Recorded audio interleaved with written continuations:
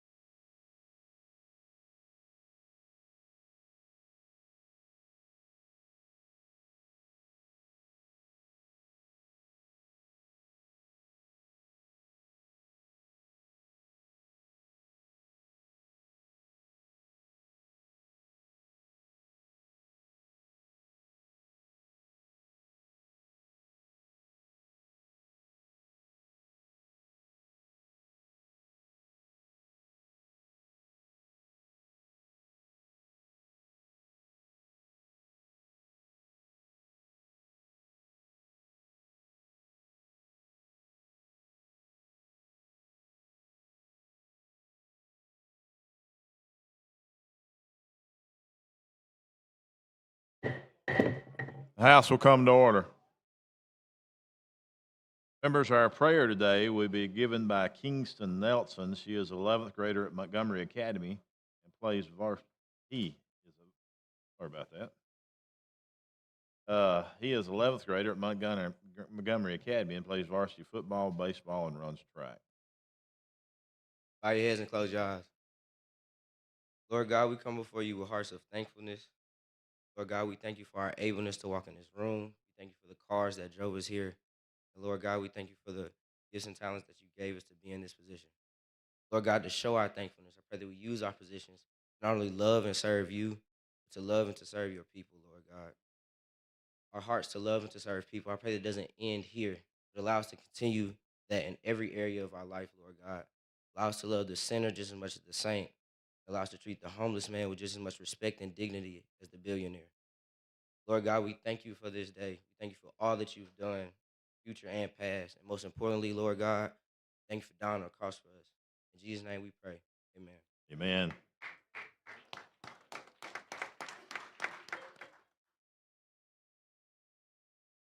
Members, today's Pledge of Allegiance will be given by Easy Zena. She is a 7th grader and attends Trinity Presbyterian School. She is the guest of Chairman Ingram. Attention, salute, pledge. I pledge allegiance to the flag of the United States of America and to the republic for which it stands, one nation, under God, indivisible, with liberty and justice for all.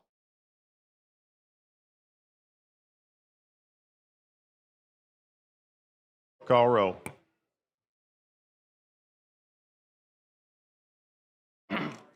Mr. Speaker, Albright, Baker, Barnes, Bedsole, Blackshear, Bolton, Boyd, Bracy, Brinyard, Brown, Butler, Carnes, Chestnut, Clark, Klaus, Collins, Colvin, Crawford, Crow, Daniels, Datcher, Drummond, DeBose, Easterbrook, Ellis, England, Ensler, Estes, Faulkner, Fiddler, Fincher, Fort, Garrett, Gidley, Gavan, Givens, Gray, Hall, Hammett, Harrison, Hassel, Hendricks, Hill, Holt Jones, Hollis, Hulsey, Hurst, Ingram, Jackson, Jones, Keel, Kirkland, Lamb, Lands, Lawrence, Lee, Lipscomb, Lomax, Lovern, Marcus, McCampbell, McClammy, Mooney, Moore M, Moore P, Morris, Myricks, Nelson, Oliver, Paramore, Pascal, Pettis, Pringle, Rafferty, Ream, Reynolds, Rigsby, Robbins, Robertson, Ross, Sellers, Sells, Shaver, Shaw, Shirey, Simpson, Smith, Sorrells, Stahagen, Standridge, Starnes, Stringer, Stubbs, Tillman, Travis,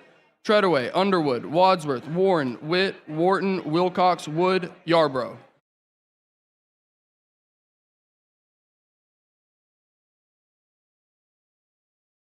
"65 members have answered roll. Quorum is present. The House is ready to transact business. The chair recognizes Representative Faulkner for special recognition. Thank you, Mr. Speaker. I do not think they're here yet. So if we could save the special recognition till a little bit later. You can do that. Thank you, sir. Speaker, I request that leaves of absence be granted for absent members.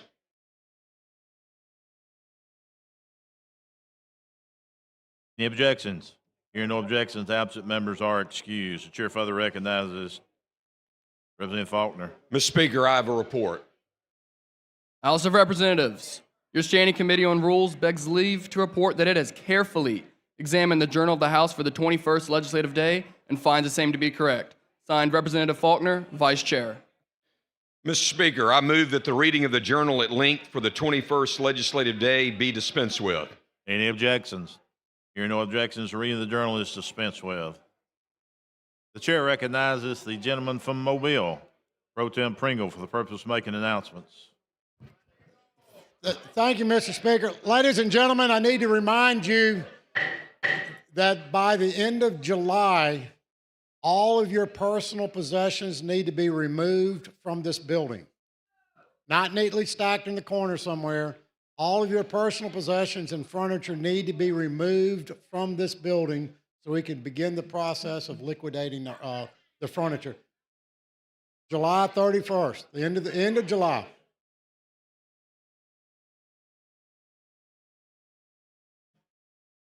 3 o'clock in the afternoon. Next Tuesday is the Capitol Commission Bible Study from 11 to 11:30, and the Alabama Department of Archives and tour. The Alabama Department of Archives will have a members tour March 17th at 10:30 on Tuesday and Wednesday at 3 o'clock. Mr. Pro Tem, you further recognized. Thank you, Mr. Speaker. I move that we adjourn today, that we leave the journal open to allow the clerk to complete his paperwork, and we reconvene on Tuesday, March the 17th at 1 p.m. All in favor say aye. Any opposed? Ayes have it. The motion prevails. Clerk has now received the reports of standing committees. Receive those reports throughout the day. The House is now in position to introduce bills and resolutions.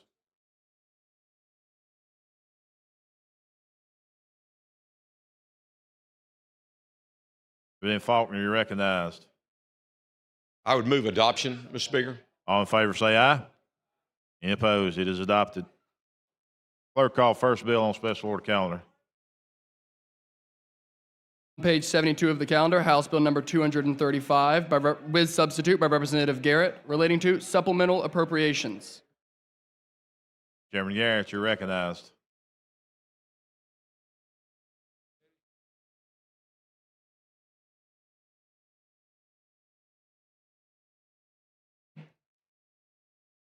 Good morning. Thank you, Mr. Speaker, for the recognition. Today, we're here to take up our budget bill package. We have several bills to deal with in the package. I have met with both caucuses. I met with members individually, so a lot of the information you already received. But I want to set the stage again one more time to let you know before, as we look at this package, the things that we had to consider in crafting this year's budget. Mr. Speaker, I'm having a little hard time hearing myself. I'm having a hard time hearing.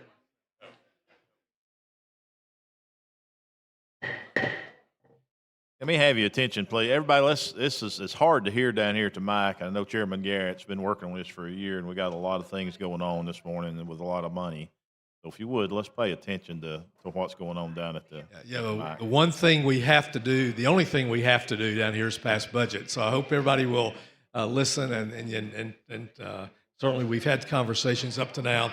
But I want to make sure everybody understands what we had to deal with as we craft these series of budget items. One was we had the request from PHIP for $380 million. As you know, the budget can only grow 5.75%. That's by statute. That's about $570 million. So PHIP's request was $380 million. We also were asked to pick up the growth in the CHIPS fund, the Children's Health Insurance. That was $19.25 million. We also needed to make a payment on the State House, $37.5 million. The State House, of course, it will be an investment by the retirement system.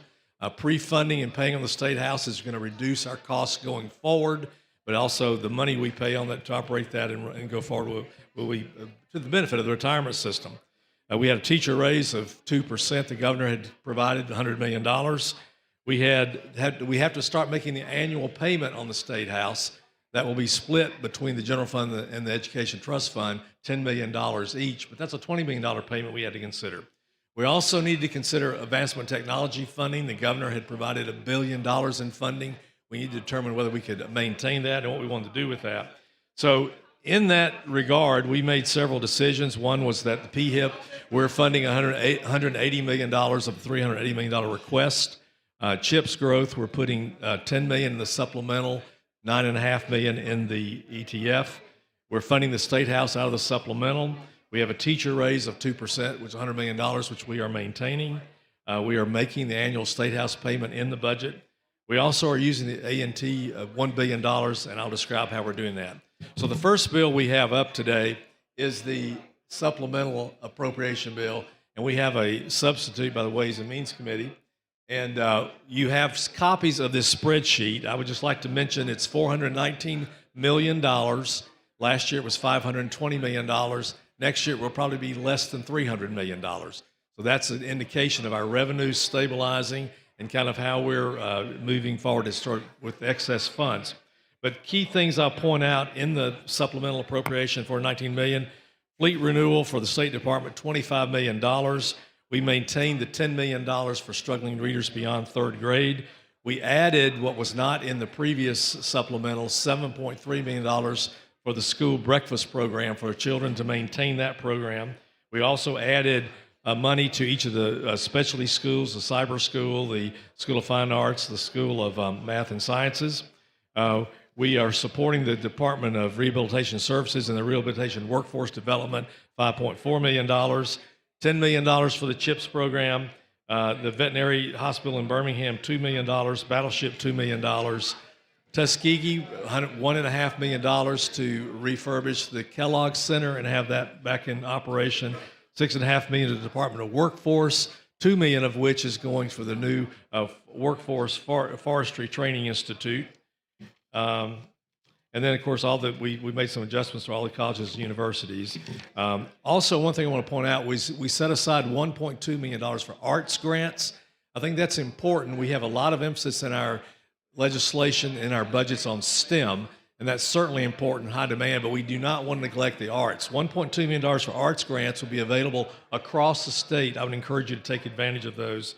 Also, $37.5 million for the State House, and also $3.5 million for the Space and Rocket Center.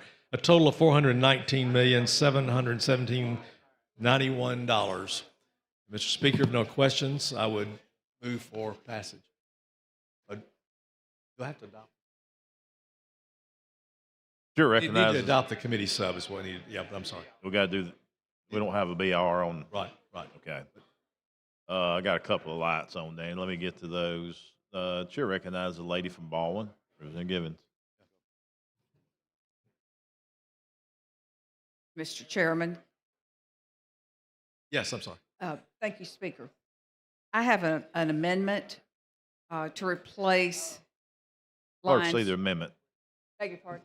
Clerk will see the amendment. Okay.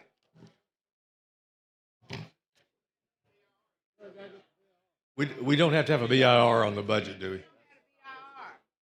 We don't have a BIR, right? Oh. Okay, so we do have a BIR on the supplemental, is that correct? We won't have one on the budget, but Right. we'll have it on supplemental. Okay, let's do the BIR first. Yeah. Okay.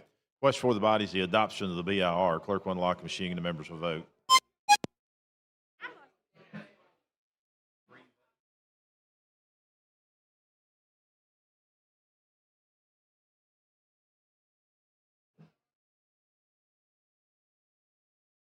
All the members voted.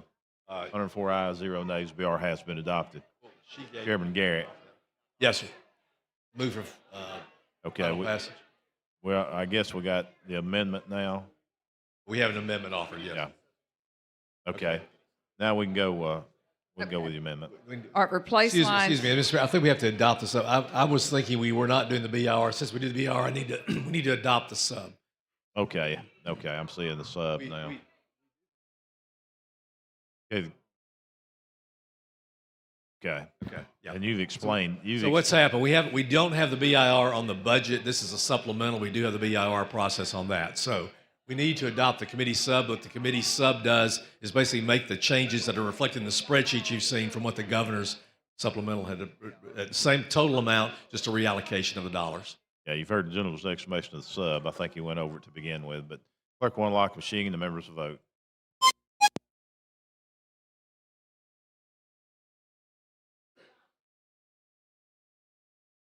Clock machine recorded vote 105 ayes, 0 nays. Sub has been adopted, Mr. Chairman. Now ready for the amendment, yes, sir. President Okay. Givens. Replace lines 267 through 268 on page 10 with the following: the environmental and economic impact of dredging in Mobile Bay. I appreciate this amendment. You're the perfect person to bring this amendment and change, make very refined, accurate language to replace the slang of mud dumping that I had in the original bill. It's a friendly amendment. You heard the lady's explanation of the amendment. The gentleman accepts the amendment. Clerk will unlock the machine and the members will vote.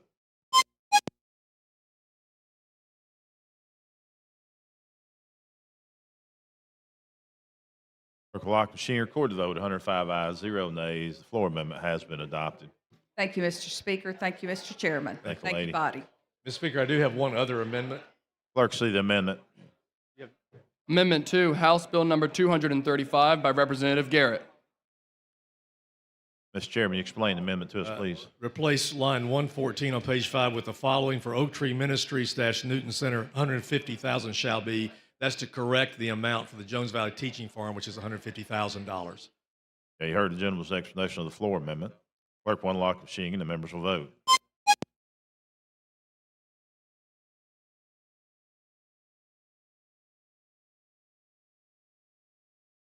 Clock machine recorded vote, 104 ayes, 0 nays. Floor amendment has been adopted. Mr. Chairman, Move for final passage. Chair recognizes the lady from Jefferson, Representative Van. Dr. Garrett, how are you? Fine, thank you. I just wanted to take this opportunity to say thank you for your hard work and putting and curating this budget. I am very appreciative in the details that you took to try to work with as many of us as possible. I know last year you and I had a slight, just a tiny, teeny, weeny little slip up, but it worked out in the end, and it ended up being better this year. And so it just goes to show you sometimes what you think may be a problem or a bump in the road, you know, with patience and perseverance, you come back a year later and look at God. So I just wanted to take this opportunity to say thank you. You were very detailed yesterday in speaking with the minority caucus. So I wanted to take this opportunity because I know it's not easy trying to assist or adhere or even honor a lot of the requests that come before you. And so I just wanted to come and do that. And if Carol is up, Carol, no, she looking fine these days, Dan. I told you that. I told you I live vicariously through you all. And so I just wanted to take this opportunity to say, you know, I'm this type of person. I'm a little different from some of the other cookies in the jar. That if I get it right, I get it right. If I get it wrong, I get it wrong, and then I come back. I believe that that is how you do it, and that's how we ought to do it. So I wanted to take this opportunity to say thank you for everything that you have done. Thank you for working through this process. And thank you for just being your true, authentic self. With that being said, thank you for the opportunity to speak, Mr. Speaker. Thank you, Representative. Appreciate it.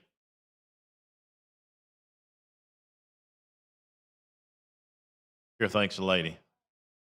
Question for the body is adoption of HB 235 as substituted and amended. Clerk will unlock the machine and the members will vote.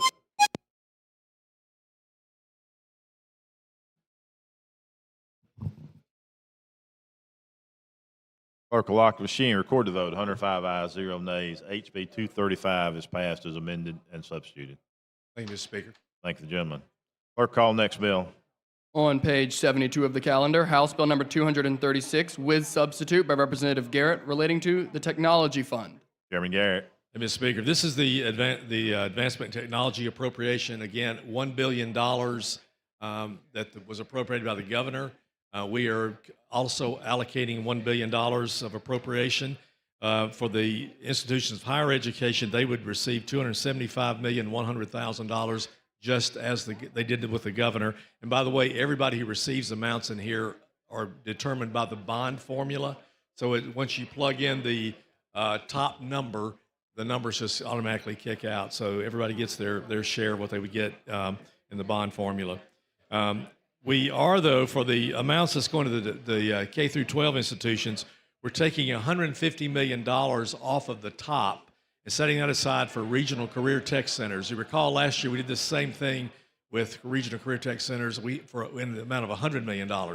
We had $100 million available last year for these regional career tech centers. The idea would be for 2 counties, 2 cities, 2 systems to go in together, have some local money, and particularly those areas that have difficulty raising local money would be available to tap into this pool of money and have regional career tech centers. We had a $100 million program last year. We had over $230 million worth of applications. So this year we're coming back with $150 million of that. We then took, Chairman Orr and I decided that we would take $4.9 million and split that between us. So we each would have $2,450,000 that we would use to fund some of the K-12 special projects.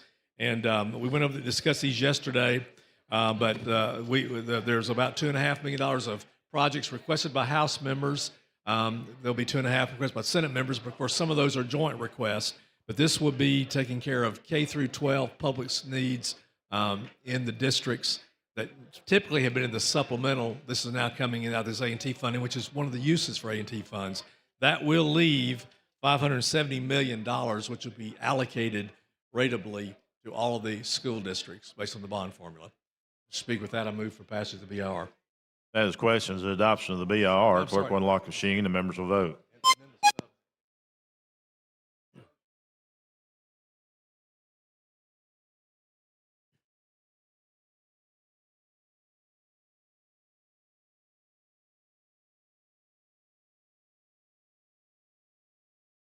All the members voted. Clerk will lock the machine, record the vote. 104 ayes, 0 nays. BR has been adopted, Mr. Chairman. Mr. Chairman, thank you. Now I'd like to adopt the committee sub. What the committee sub did was take the $1 billion that the governor allocated and reconfigure that the way I just described by taking some for the career tech centers and some for carve out for local school projects. You heard the gentleman's explanation of the committee sub. Clerk will unlock the machine and the members will vote.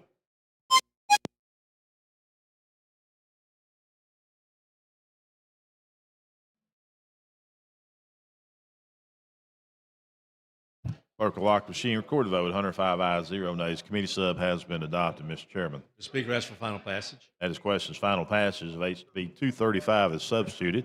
Clerk will unlock the machine and the members will vote.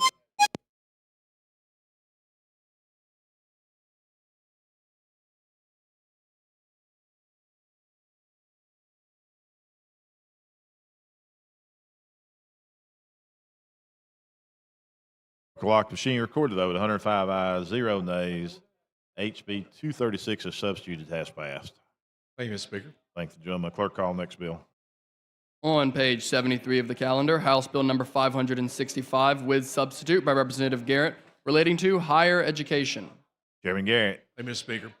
This bill, I want everybody to pay attention to this one. This is a new bill. This is enabling legislation for the College and Higher Education Excellence and Results Act, called the CHEER Act. This is the bill that will enable us to begin going down the road of outcome-based funding for higher institutions of higher education. You recall last year we had the RAISE Act, which is providing additional money to schools based upon student needs. That money is in addition to what they receive in the foundation program. The CHEER Act, what this will do will be to provide opportunity for bonus funding to go to institutions of higher education if they meet certain goals and objectives. And so it will not impact what they would otherwise get from their current funding mechanisms, but it would be additional bonus funding. It would the goals will be determined by the Outcome-Based Higher Education Funding Coordinating Committee, which consists of representatives of higher education and members of the legislature. I'll go more in detail with that later. It would establish the CHEER Fund in the state treasury. Funding would only be available if we appropriate it, and we would provide it based upon outcome-based. Those outcomes will be determined individually with each institution. I'll talk more about that in a minute as we get into the bill. This would provide some annual reports. It would be administered by AIC, would go into effect June the 1st, 2026. And normally with outcome-based funding, the way these models work in other states is you have goals, you meet those goals, and if you do, you get the funding. What we want to do in this first year or two as we begin this program is to pre-fund what people would get. So whatever pot of money we set aside for outcome-based, we would pre-fund that so that people could now, institutions could now go out and begin that process of hiring people they would need or acquiring the equipment, whatever they need to do to get ready to get the ball rolling and start meeting that. So that we'll kind of front load that, but then flip very quickly so that you will only get the money if you achieve outcomes. I'm going to walk through the bill. Typically, we're going to be focused on, well, first of all the institutions that participate in the bond formula, in the supplemental formula, in the bond formula, will be available to get this money. Also, we're looking particularly for emphasis of graduates for their retention rates. We're looking for graduation degrees in high demand fields. We're looking for the graduates earning higher than the median incomes. It depends on what level of application you get. For example, if you are getting a credential certification, we want you to be 10% higher than the median wage rate for a high school graduate. If you get an associate degree, we want you to be 20% higher than the median income for high school graduates. And then for high school graduates, if you get into the bachelor's degrees, we want you to be 50% higher than the median income. So we're looking for high demand jobs, high pay jobs.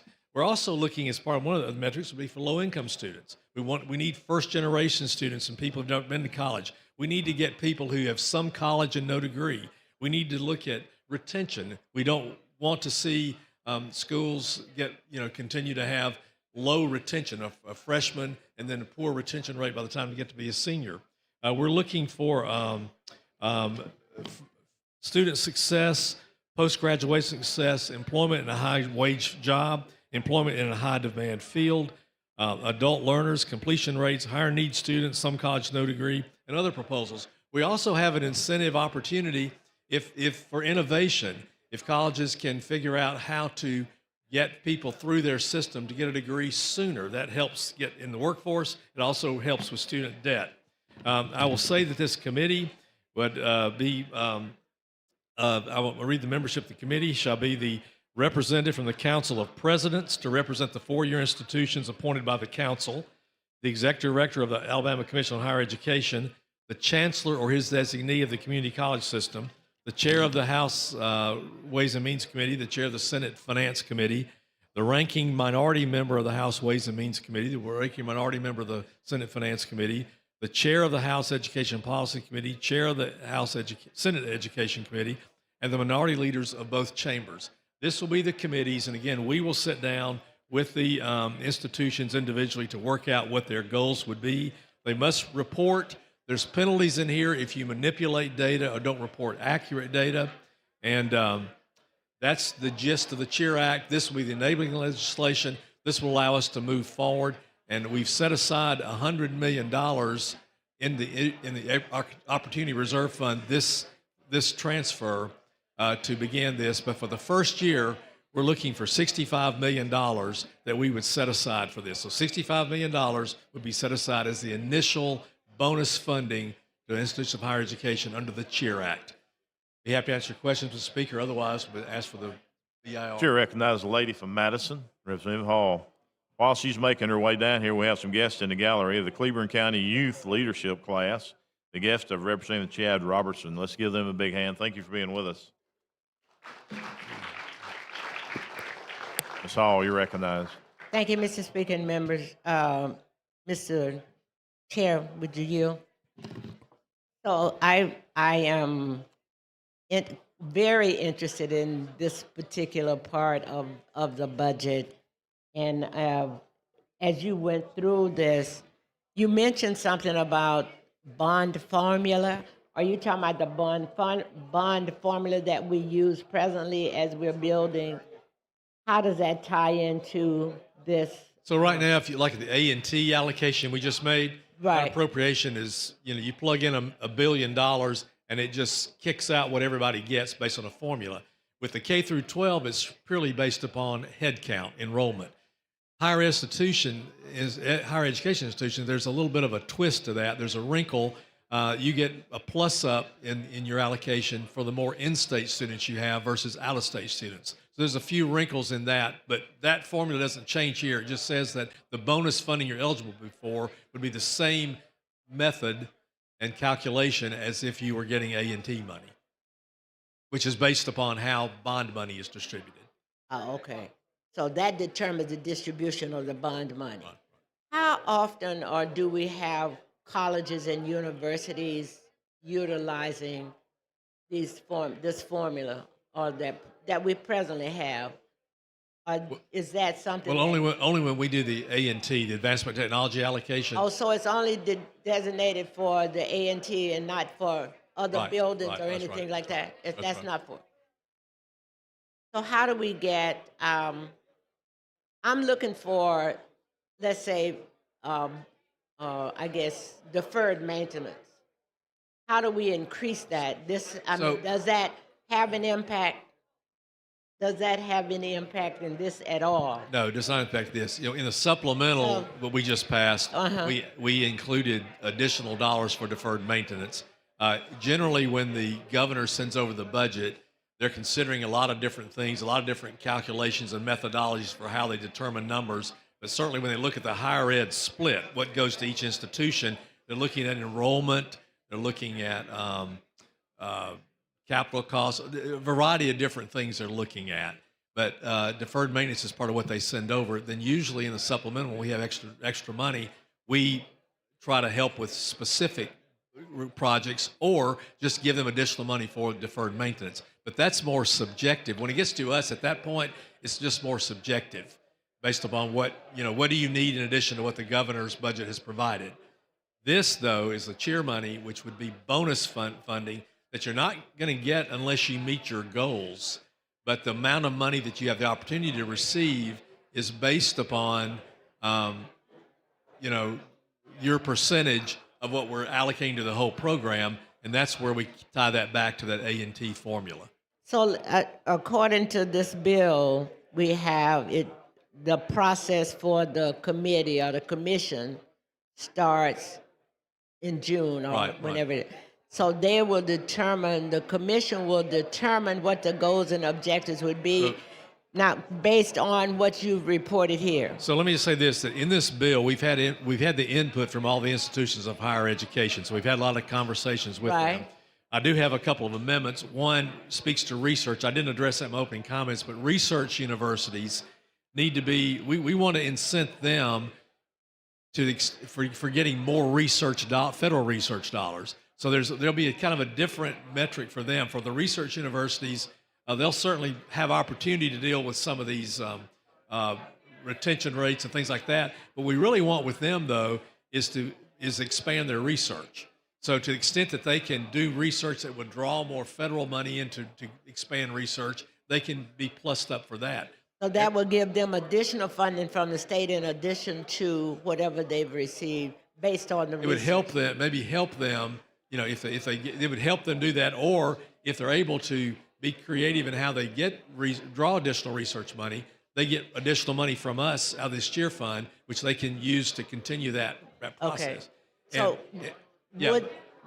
do you envision that at some point the state may, let's say if the research money is no longer in existence, to continue that process for them, or do you think you'll be more of a way of supporting? Yeah, there's no way the state could replace research dollars, but what we can do is try to incent them to try to do.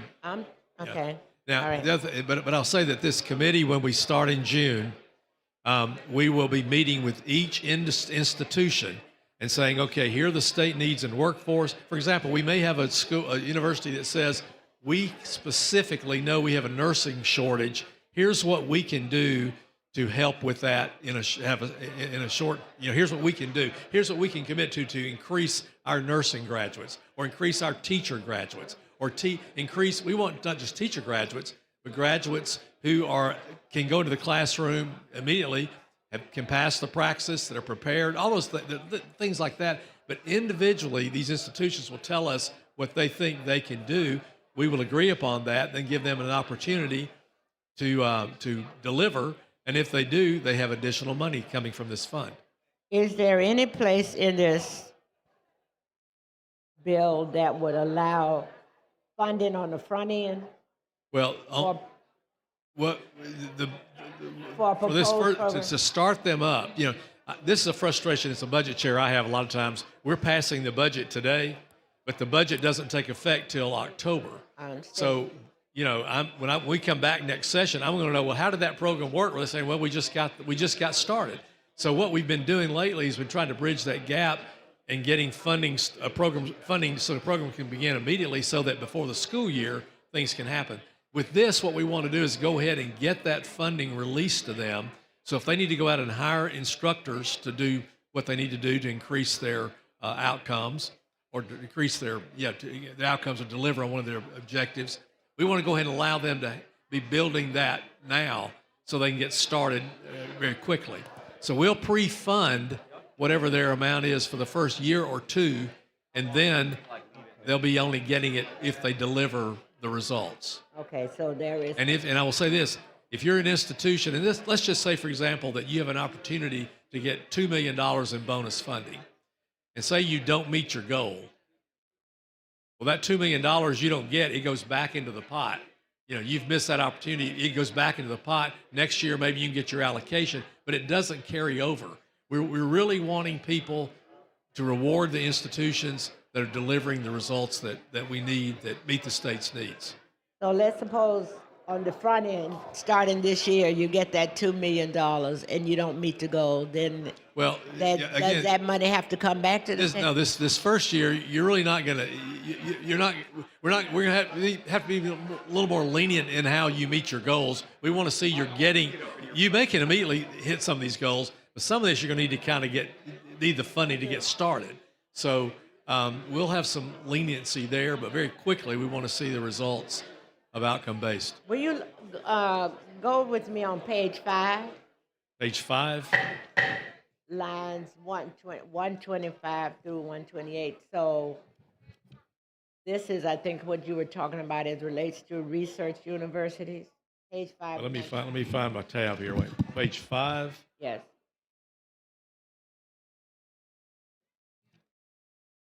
Okay. And so Research. Yeah, and it says Premier Research University, whose external grants exceeds based One- on well, public. I'm actually- That seems to be One of my amendments is actually changing. The amendment I have an amendment, 2 amendments.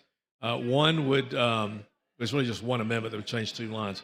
The definition of premier research university would change to read a public university whose annual external grants and contracts revenues exceed $100 million based on publicly available audited financial statements. How many of our universities today you would say is I think at there's that level? 3. I think there's 3. Alabama, I believe it's Auburn, Troy, UAH. I think. UAH. I think they're there. My concern would be I understand that Premier It's Research. not UAH. UAH is not in that number. I'm sorry. It's because UAH is under It's Alabama, Auburn, and UAB. University of Alabama, Auburn, and UAB. Okay. UAH could get there if they get to $100 million of research money. So that just brings to mind to me, I know that you're looking for the. The latest time has expired. Yeah. I'll be. You got something else you want to say? Yeah, it is, but it's mainly about our HBCUs and they do have research. They're not at that level, research is at different levels. And how do we compensate them or provide an opportunity for them? I don't see that in this to benefit from this funding as well. Sure, thanks, lady. Question for the body is the adoption of the BIR. Clerk will unlock the machine and the members will vote.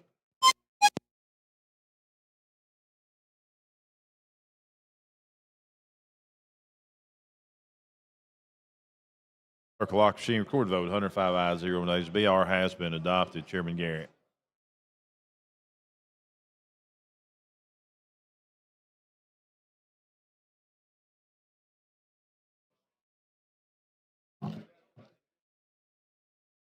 Chairman Garrett. Yes. So I would like to adopt the committee sub, which is what I've been discussing, really. Okay. Oh, you don't speak on the sub or the bill? Okay. Okay. Question for the body is the adoption of the committee sub. Clerk will unlock the machine and the members will vote.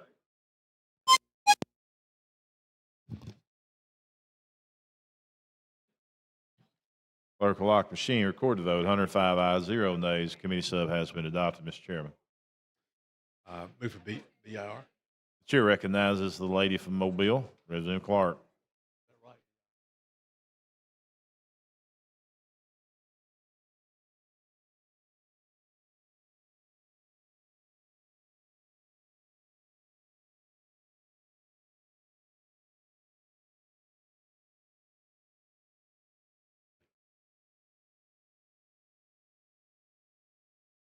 Thank you, Mr. Speaker.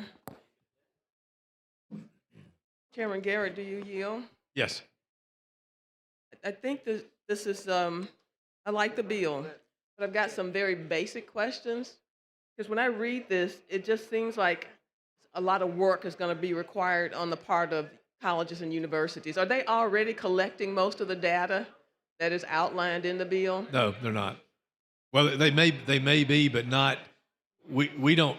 They may be, but we don't see it. I don't know that they're collecting, for example, monitoring data of their graduates compared to the median state income. I don't think they're doing that. Some may. There may be some, but I don't think that's a process that everybody's doing. No. Will they be required then to hire more personnel in order to collect that data? And I know with technology, it's not as difficult to collect data as it may have been some years ago. Yeah, it may be. That's one reason we want to give them some money up front. It may be that, but it may not be. But, you know, for example, one of this is we're looking at how your graduates are doing 5 years after they've left your institution. That's kind of a long-term thing. I'm not exactly sure how that is going to play out, but yes, they will have to provide data, accurate data. That may be that their measurement is not that, it's something else that's more easy. It'll be different to each institution, but it's going to require a change in thinking and a change in data they get. Yes. And yeah, it's a new concept. And you probably already answered this, and I just could not hear the answer. But is there model legislation out there that we used? There's a number of draft? states. You know, we're not the first state to do it. There's probably the number escapes me, but there's more than 10. There's probably states that are already doing this, moving to outcome-based funding, and do again, we know that it's working? We're seeing it's fairly new, but we're seeing indications of success. But of course, the beauty of this is we're setting the money aside in a separate fund. If it doesn't work, we'll still have that money. So we're I think being judicious about our approach in this. But yeah, it's working in other states, but it's early. But I think it makes sense that we need colleges to focus on the jobs that we need in Alabama. And I think it's important that we retain graduates in Alabama, do things we can. So there's a number of things they can do to help us achieve those goals, among many others. It's important that we get first-generation students, that we get students who've never been exposed to the higher education environment. But affordability becomes an issue. That's why it's important that we do things to help them get degrees maybe sooner, or maybe not the bachelor. It's innovation in the concept. Yeah, and sooner and in fields where jobs are available and paying high wages. This is going to require that our institutions work even more closely with our workforce development individuals, so that they know exactly what is being demanded out there in business and industry. Exactly. So what's the maximum amount that an institution can gain? And I think I saw in the bill where the amount available is going to be calculated based on weighted this, that, and the other. So is it ultimately what I want to know is if it's worth the investment? I think it will be worth the investment. I think the institutions are excited about, or they're excited about the concept. So you have gathered input? Pardon? You have gathered input and know that to be true? We have their input. They're intrigued by the idea of they're already thinking of what they can do to achieve some of these goals we've been talking about.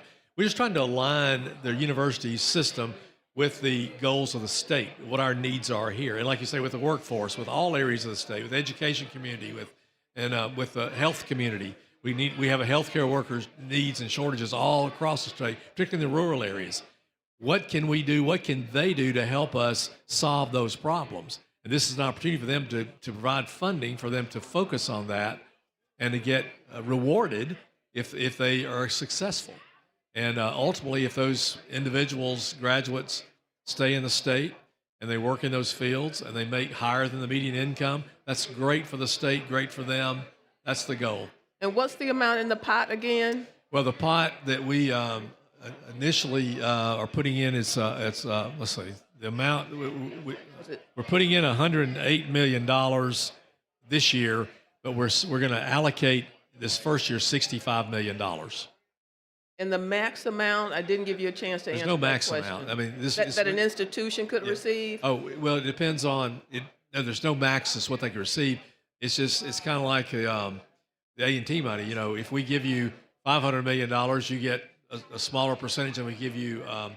You can say percentage, but a smaller amount than if we allocate $1 billion. So what I'm saying is we will appropriate the pot of money for this, and there's no maximum to that. But we'll certainly, this is coming out of excess funding.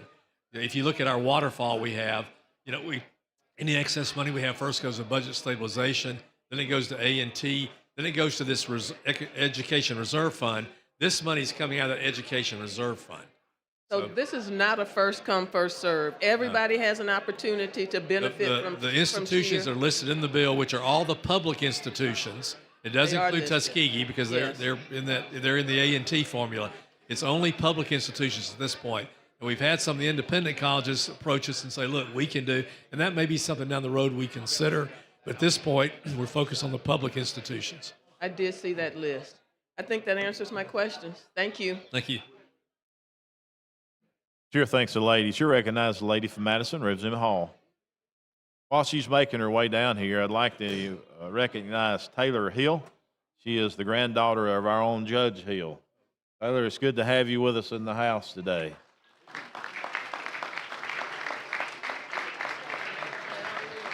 Mr. Speaker. You're recognized. Thank you, Mr. Speaker. I appreciate it. I told her I've spent 12 years trying to figure out what the Senate does. She's paging with them. Take notes Yeah. and share them with me at the end of this, so maybe I can decipher it. Well, we certainly can tell she gets her looks from the other side too. Is So, yeah, absolutely. Her mama and her grandmama. All How right. about that? Thank you for being with sir. us.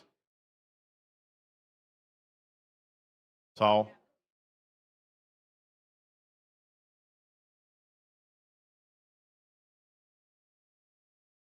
Yes, sir, I'm back. I was back there trying to determine. I'm back on page 5 about the premier research universities.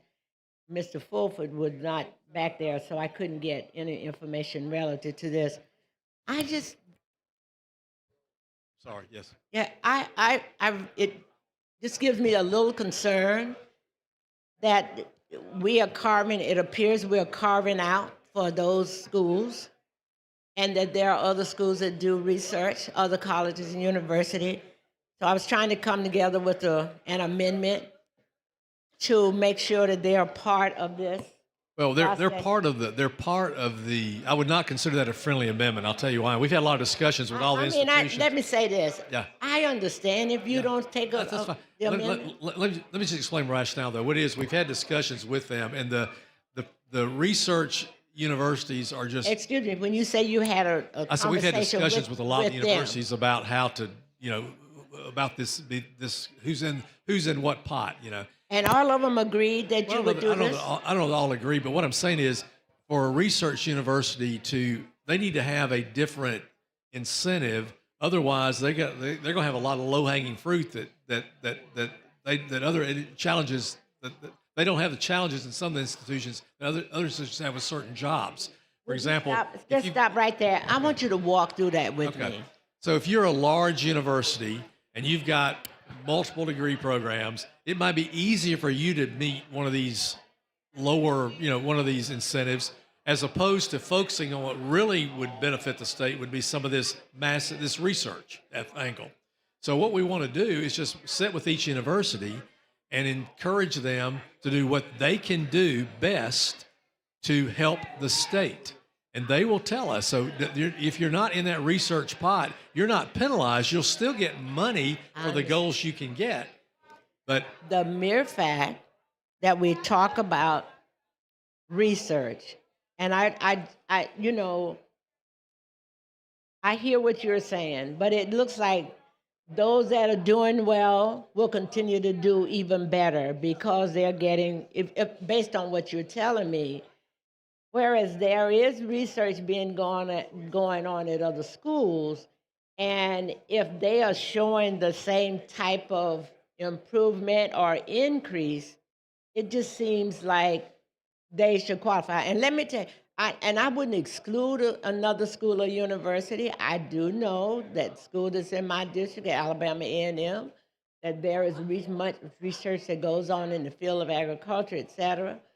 And if that is an opportunity for them to benefit from these funds, I would like to see that, in addition to whatever the other plans or proposal that they bring to the table. Well, I would, a couple of things. I'm kind of out of my lane here, so I'm going to say something that's maybe just give me a little bit of grace if I don't do 100% about it. But there are definitions of research and premier research universities I kind of in the understand. communique. And so we're looking at that premier level. I got that has to that. do with the dollar amount. And so some of the institutions in the state that do research, valuable research, are not at that level to be considered in this pot. Now, that doesn't mean, it doesn't mean that they won't continue to do research. We may agree with them that maybe some research is important for their goal. We can negotiate that. But the point is, they will still have the opportunity to get the pot of money. I would submit to you that if you put them at the same standard as those premier institutions, they would not be successful because they're not going to be able to draw down the money at the levels that these institutions will be able to do. So I would think that disadvantaged them. Right. So when you say if we put them all at the same standard, are you saying the level of research, you don't think they would have the ability to do the same type of research? Are you looking at it from the size of the university, the size of the work that they presently do? Because to me, it comes across to me there is, and I don't think you intend that, but it devalues that part of the research that's being held. Not at all. There's a standard definition. Because that's a lot of money. There's standard definitions for, right, there's a definition for premier research universities, understood. There are and we're different types following- of research, right? They're like research 1, 2, 3. There's different types of levels. I understand that. I was just looking for a way to make sure in the areas where there is dollars coming to the universities, based on what this says, of public universities that you have here says where the annual external grants and contracts revenue exceeds 100,000. 100 million. I mean, yeah, sorry, 100 million based on publicly available audited financial statements. I just thought that was, and then when I asked the question, how many, you said there were only 3. Right. And knowing that there are other schools in the state that are doing research, that it just seems to be, there is no category for them. And your response seemed to be, they do have other ways of getting those funds. I'm just saying, but this seems to be a lot for those 3 universities. If you divide it by 3, that's 33 million more, if you're only talking about 3. Yeah. That's my response. And so you don't think of an amendment to be inclusive of the others I don't. is reasonable, and why would that be? Well, because again, I think I think it would be not good for the non-premier research universities. I think the bar would be very, very high for them, and it would neglect them doing things they could do best for the state. And I think too, you're kind of mixing apples and oranges in what outcomes. This is not unusual what other outcome-based formulas do. It's not a what? Unusual to what other outcome-based legislation has done. So I just don't. I just think it's not. I think it doesn't. I think it hurts, not rather than help. I really do. I mean, I would like to compliment you on the fact that I think your meeting with the universities prior to coming with this bill, it is rare in this chamber that we meet with educators and people that are impacted by what we do. I want to commend you on that.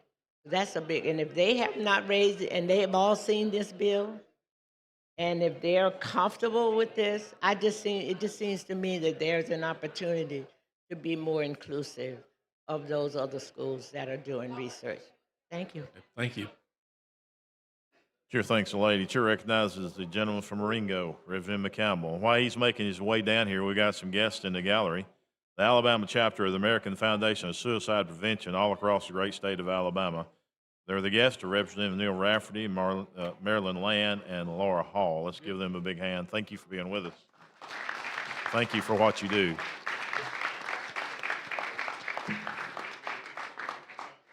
Also, we have Leadership Randolph County, adults of high school students, with Dorothy Tidwell and Tiffany Moore, and they are the guest of Representative Bob Fincher. Thank y'all for being with us today. Representative Campbell. Thank you, Mr. Speaker, for the recognition. Gentleman, yield. Yes, sir. And I'm here trying actually to learn a little bit more about this. I understand the RAISE program that we did and how it operates. And this one, I assume, is going to operate for higher education, Right. in that somewhat in that same manner. And my question, I guess, is there a limit per institution that one institution could get in this particular bill? There's no limit. Just like the RAISE Act, we can appropriate $1 billion to the RAISE Act and give more money out, but it's going to be a function of what money we have available, because this is coming out of the Education Opportunity Reserve Fund, which is in our waterfall. So it comes after budget stabilization, after A&T, then we have the ability to contribute to this Education Opportunity Reserve Fund. A little over $1 billion in that fund today. This time next year, we'll probably have about $760 million in that fund because we're spending some of those dollars. So to answer your question is, there's no, your limitation is how much we appropriate and how much we fund. But what you get is dependent on your percentage that you would get, like in the bond formula or the A&T formula. So if you got, I'll just use an example. If we did $25 million, an institution might get $1 million. We did $50 million, they might get $2 million. If we did, that type of thing. So the higher we go, you have the opportunity, but the limit is the pot, and the pot's limited by how much money we have in the fund, which is limited by how much money we put in the fund, which is limited by how much our revenue exceeds our expenses. So, Okay. And I was also looking at the makeup of the review board. And I only noticed that we had, basically the one college institution's president, or I'm questioning, and I don't know, maybe because it's all going to be made up of legislators, basically, that would be doing the review. Is that the way the RAISE Act is done, or do we have more people No, involved in? the RAISE Act is really just, we look at the number of heads you have for each of those special categories. Okay. Poverty students, it's just that. Okay. This is really more, I'm a city boy, right? Right. But I read the story about the fox guarding the hen house, I guess. Okay, So okay. I think we want to have the University Council of Presidents, the chancellor. We want to have in the AIC. We want to have representation there. But certainly we're wanting them to provide us data to say we are meeting the goals that the state has established. So I think we're there to just make sure and validate that data is accurate and their goals are what we are trying to support as far as a statewide mission. So basically the criteria for meeting that the institutions will have to meet, that criteria will be set at a later date, is what you're saying. Yeah, It'll so- be set by this board that we're coming up with, and where will we get the information that we may need in order to determine what goals we are trying to get? And when I say it that way, I'm saying it in the sense that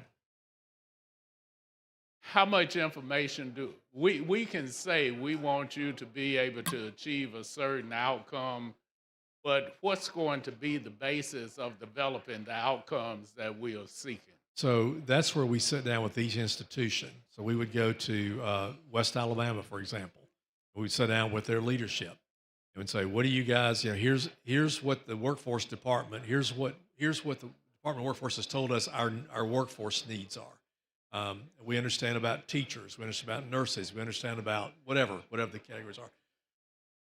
We also we're looking at well, those workforce needs. So we would sit down with them and say, okay, what is it that you think you can do to meet the needs of your area or the state or whatever, and let them tell us that. And then if we agree that that would be that they would have good goals. For example, we're going to, I'll just shoot from the hip here. We're going to double the number of nursing students that we have.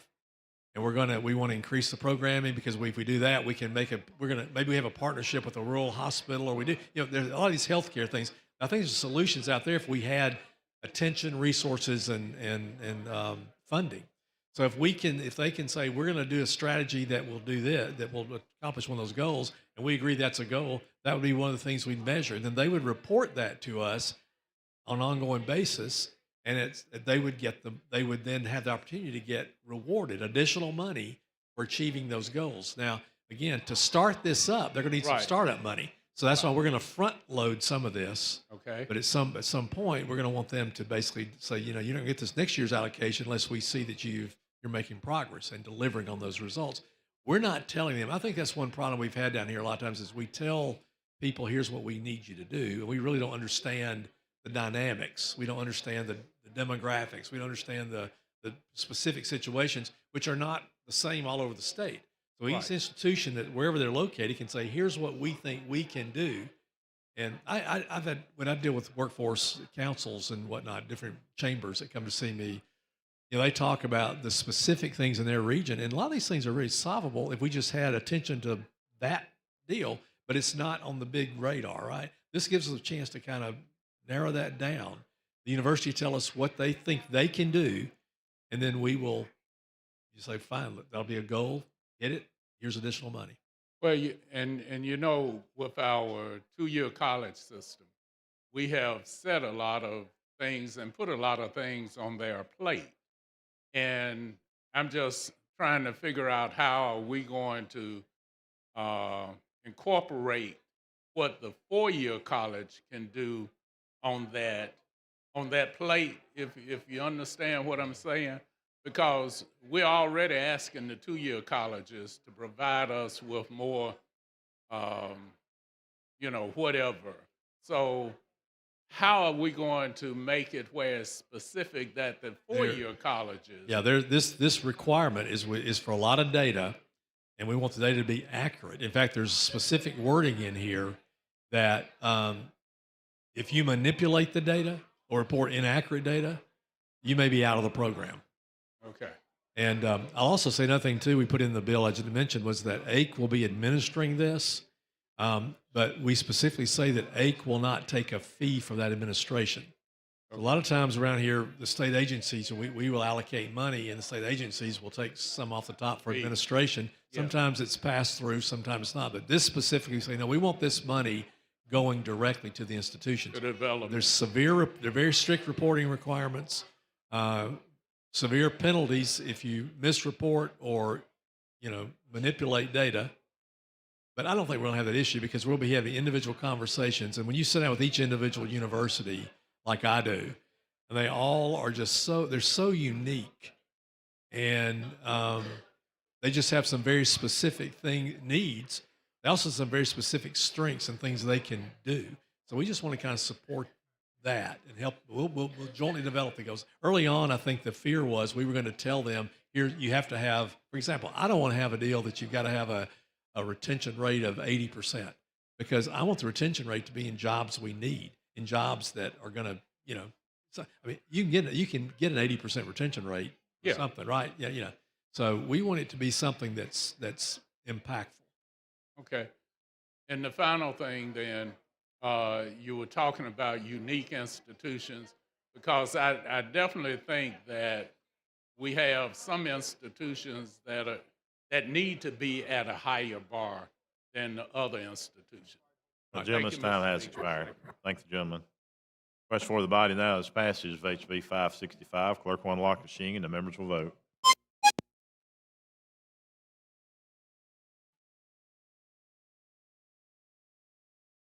Clerk will lock the machine, record the vote. 105 ayes, 0 nays. HB 565 has passed. Clerk call next bill. On page 73 of the calendar, House Bill number 237 with substitute by Representative Garrett relating to the Educational Opportunities Reserve Fund.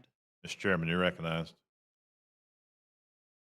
Yes, sir, Mr. Speaker. This is the transfer from the Education Opportunity Reserve Fund. I mentioned we had $1 billion, $1,039 million in that fund. We're moving $500 million from that fund. $399,500,000 would go to the RAISE fund for the K through 12. $100,850,000 would go to the CHEER fund. And we ask for the BIR. Next question is adoption of the BIR. Clerk will unlock the machine and the members will vote.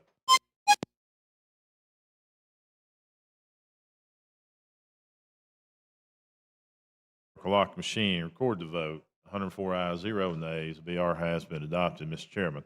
Mr. Chairman, we have a committee sub, and let me explain what we did. Numbers people out there. Representative Underwood, you're going to love this. This is a wonky explanation here. When we looked at this at the supplemental appropriation, we determined that we had given a higher dollar amount to the higher ed than we had to the K through 12. We try to keep things in balance. So what we're doing here is we're taking the $500 million and giving more of that money to K-12 and making up that we're giving a little bit less to higher ed. So initially we had planned to give $362 million to K-12. Now we're giving $399, and we plan to give a little bit more to the 137 to the higher ed, and we're moving that to 100. So it's really just truing up that difference there. That's the sub. You've heard the gentleman's explanation of the sub. Clerk will unlock the machine and the members will vote.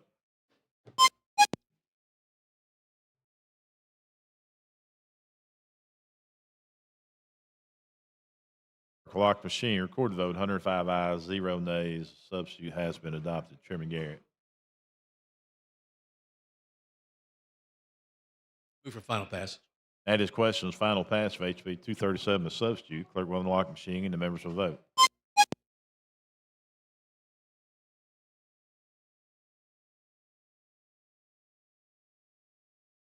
Clerk will lock the machine, record the vote. 104 ayes, 0 nays. HB 237 is passed as substituted. Call next bill. On page 74 of the calendar, House Bill number 238 with substitute by Representative Garrett relating to the Education Trust Fund.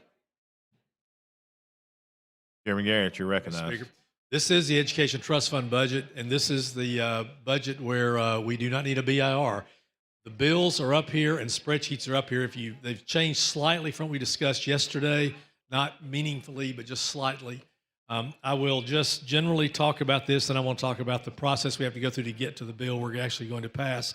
The education budget will increase by $570 million from $9.9 billion to $10.5 billion, which represents an increase of 5.75%. That's the maximum amount allowed. Our first-class pre-K program will receive $226 million, which is an increase of $13 million from this year. This will allow 47% of all eligible 4-year-olds statewide to participate. We'll add $5.3 million to increase the number of classrooms by 35. We'll allocate $4.4 million to sustain existing classrooms, which are 1,521 pre-K classrooms across the state. Other changes in the Department of Early Childhood will increase their Office of School Readiness by $12.4 million and increase $250,000 for the Dolly Parton Imagination Library. K through 12 schools will receive $7.1 billion next year, an increase of $381 million from this year, which will provide for an increase of $197 million to almost $5 billion for the foundation program, which funds the basic needs of the K through 12 schools. Increase $22 million for the Numeracy Act to add 33 math specialists. Increase of $3.5 million for distance learning. Increase of $2.9 million for mental health coordinators to employ 8 regional administrators. Increase of $2 million for ELL coaches. Increase of $1 million for computer science. Reading coaches in every school. Technology coordinators in every system. Mental health coordinators in every system. Nurses in every system. The budget also allocates $399 million to the RAISE Act to support student needs. Higher education will receive $2.7 billion, which is a $150 million increase from last year. For community colleges, an increase of $35 million. 21 million for O&M, 10 million for dual enrollment, which would provide for an additional 23,000 student participation. Continuation of the workforce development initiatives. Four-year colleges and universities will increase by 106 million to 6% to 1.88 billion. Continued emphasis on workforce development initiatives underway at numerous institutions. Support efforts to prepare students for the knowledge-based economy with a focus on incentives to increase the number of college students who choose to remain and work in Alabama. Finally, the budget will also provide $10 million for annual expenses for the new State House, will fund for the growth in the Children's Health Insurance Program, provide $3 million for the Move On When Ready program, which will enable students to graduate high school early, will establish a $500,000 grant program for micro schools, and will provide funding for strategic programs relating to the teacher recruitment, advanced innovation in public schools, rural residency programs, and several pilot programs for multiple school districts.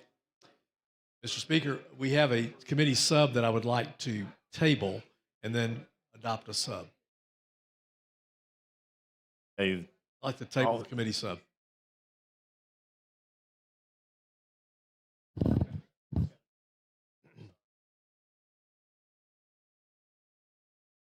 you heard the gentleman's explanation. He would like to table the committee sub. If you're for tabling the committee sub, your vote will be aye. Clerk will unlock the machine and the members will vote.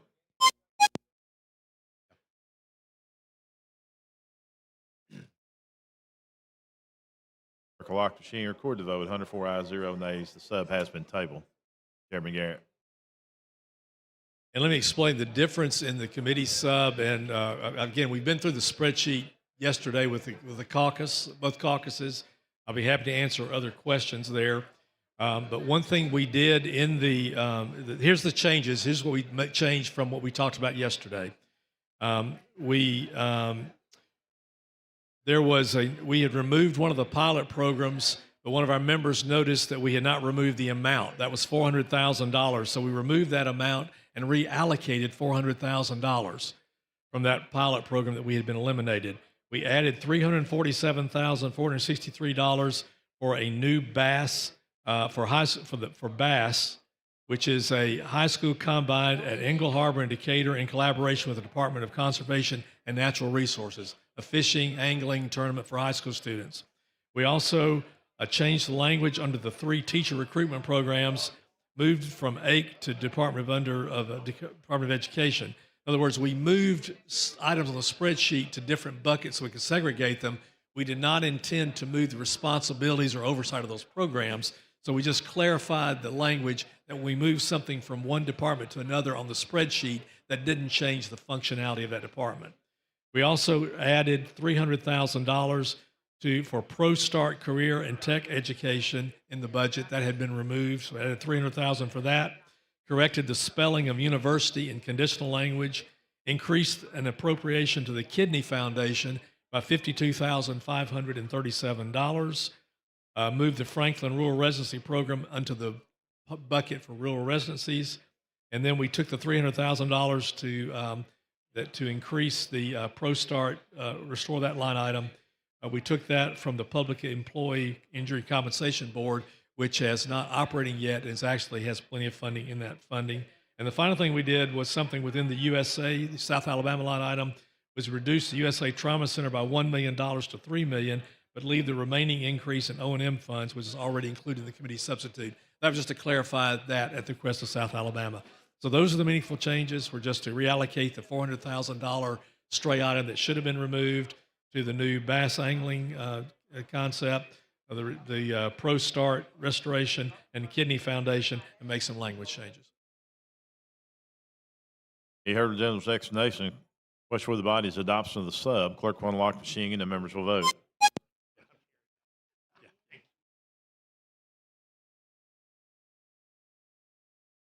Lock machine, record the vote. 105 ayes, 0 nays. The substitute has been adopted. Mr. Chairman.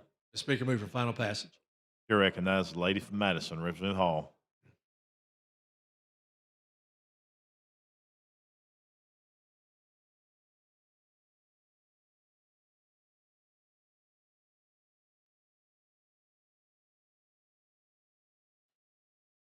Thank you, Mr. Speaker. With the gentleman yield. Yes. I want to tell you, this is about the easiest substitute I've seen in a long time. Kirk did give me a breakdown of those things that you've indicated. On the, help me to understand the injury compensation board, why that was reduced in. Okay, so last year, we adopted the Workers' Compensation Board for teachers. Remember that, Right. that program? And we put $15.6 million in that program last year. Mhm. So the governor in the budget brought another $15.6 million for this year. When we got to looking at that, that program is actually not operational yet. It won't begin operation until October of this year. So what that means is that 15.6 we allocated last year is still sitting there. If we added 15.6 million this year, that would be 30 million sitting there in the program. Okay. That's more than we need. So what we did was in the budget when we had to make some changes, that was the pot of money we kind of reduced. So it looks like in the budget we've cut that I think by $9 million or so on the line item, but there's still a healthy amount of money in that account. Well, So here, when I needed $300,000 to restore that line item, I just took it from that. Oh, so you just went in, it didn't decrease it other than the 300? That's all it So the 15.6 or whatever, Well, it was 15.6. We'd already kind of right? changed it a little bit, but at the end of the day, from yesterday, I went in and took $300,000 away to restore this other line item. Thank you. Okay, thank you.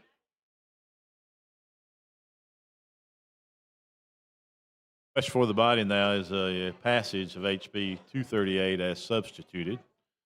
Clerk will unlock the machine and the members will vote.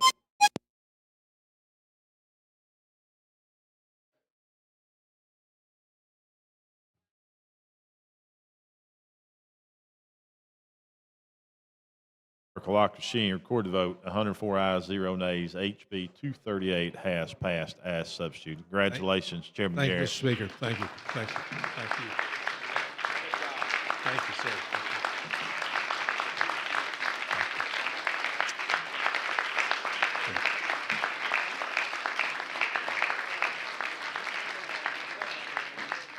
Thank you very much. I would like to recognize Karen Cheeks. Where is Karen? Right here, Karen.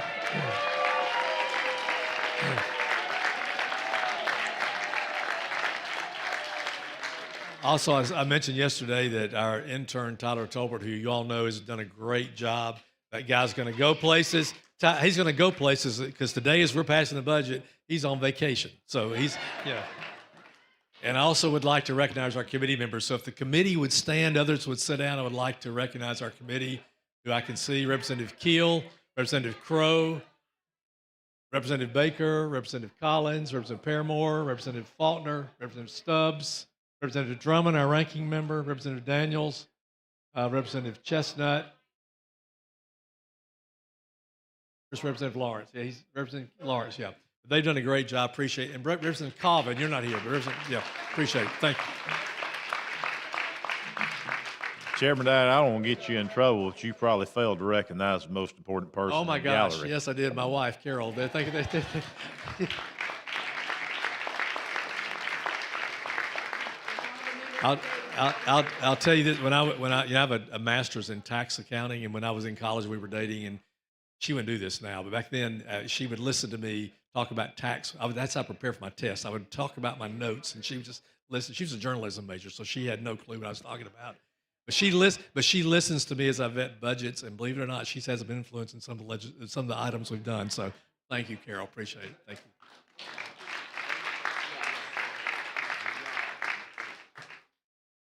Clerk, call next bill.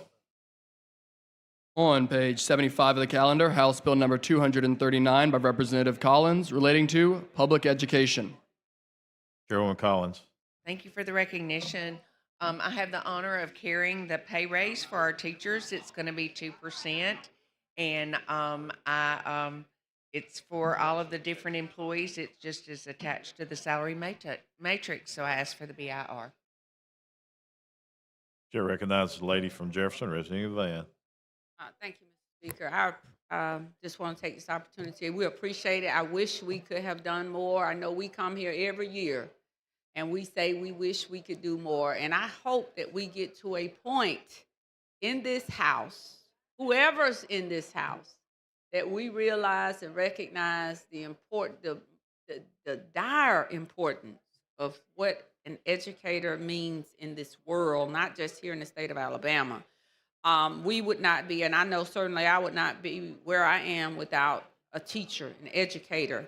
I still remember all of the educators in my life who meant something. Miss Adams, Miss Finley, and several others just from growing up as a little girl and being able to see women, and especially for me, Dr. Juanita Balton and all of the greats who impacted my life, Miss Colston and Mr. Connor, and I mean, I can just roll those names off just like I can roll off a song, because those for me, coming from where I came from, those were the elite of the elites.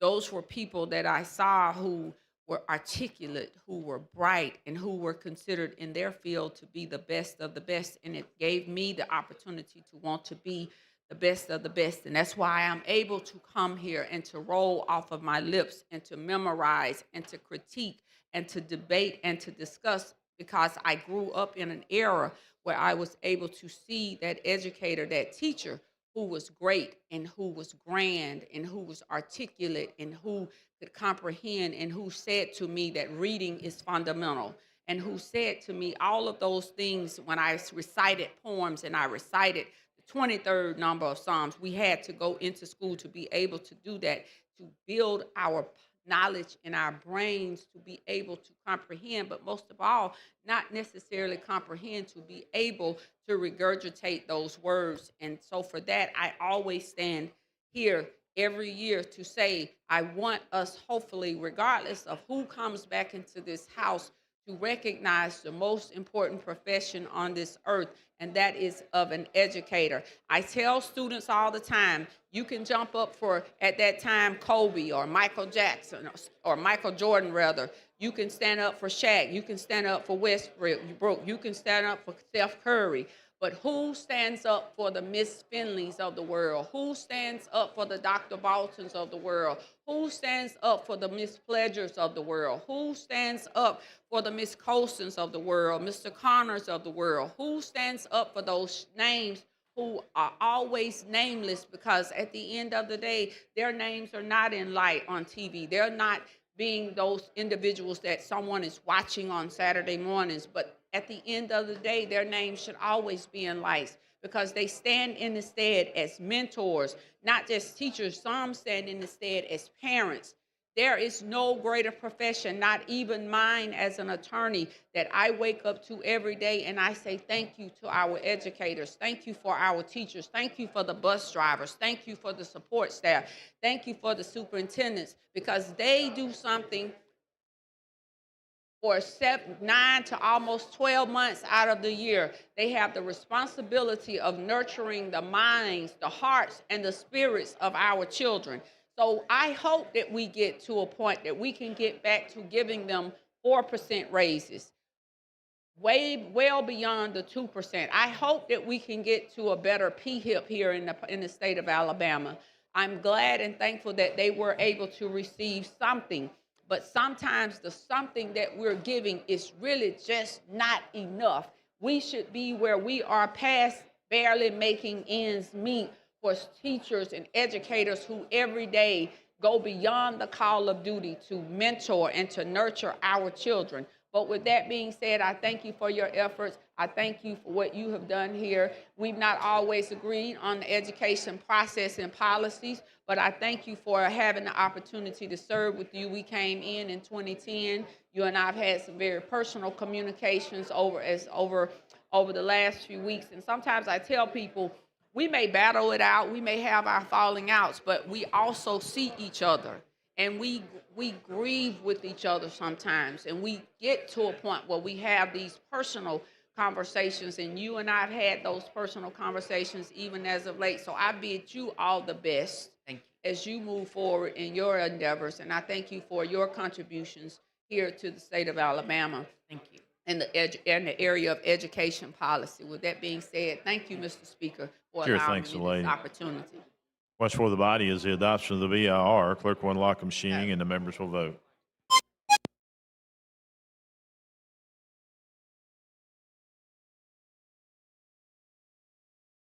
All the members voted. Clerk will lock the machine. Record the vote. 103 ayes, 0 nays. BR has been adopted. Madam Chair. I don't have a substitute, so I ask for final passage. Question for the body's final passage of HB 239. Clerk will unlock the machine and the members will vote.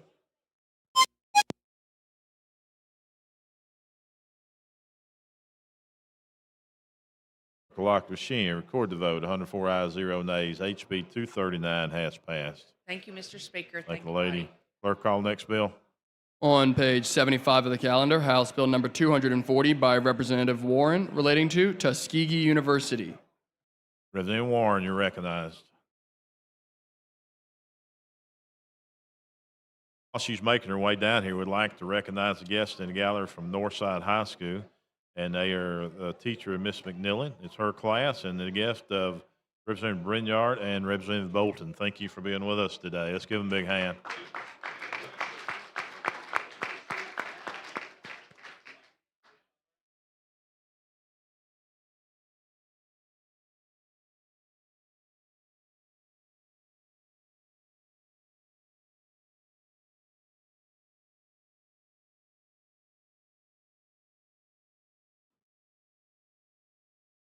Thank you, Mr. Speaker.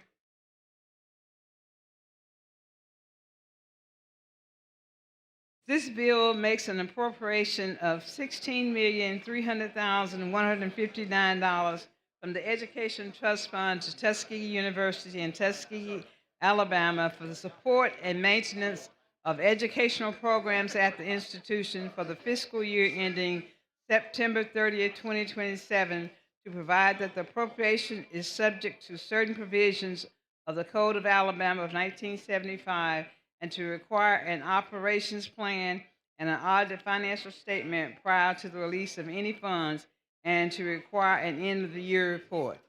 With that, Mr. Speaker, I ask for the BIR. That is questions, adoption of the BIR. Clerk will unlock the machine and the members will vote.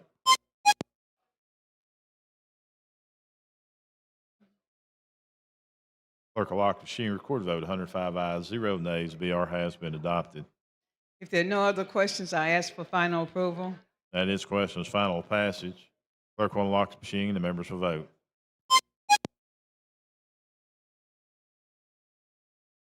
Clerk will lock the machine. Record the vote. 105 ayes, 0 nays. HB 240 has passed. Mr. Speaker, if I could take a moment, I'd like to express my sincere appreciation to our chairman, Danny Garrett, for all the hard work. Danny even came to Tuskegee and spent an afternoon with us so he could actually see what we were doing at Tuskegee and dealing with it. And also to Senator Orr for listening to our plea at Tuskegee because we really need the help. I just want to say thank you so much. And to the committee and to all the members, thank you so much for all the support you've given Tuskegee University. Thank you.